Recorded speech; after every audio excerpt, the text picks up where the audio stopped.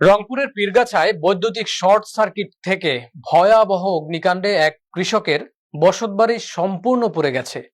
আগুনে কয়েক লাখ টাকার ক্ষয়ক্ষতির পাশাপাশি আহত হয়েছে এক কিশোর।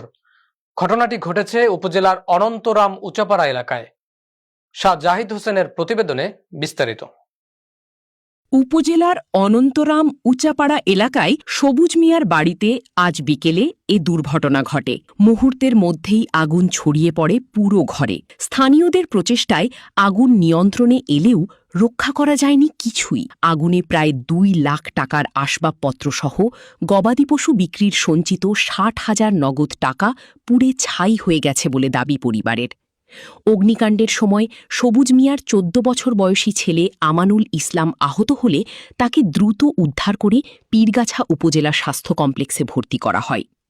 নিমিষেই সর্বস্ব হারিয়ে চরম অনিশ্চয়তায় পড়া পরিবারটির পাশে দাঁড়ানোর আকুতি জানিয়েছেন স্থানীয়রা।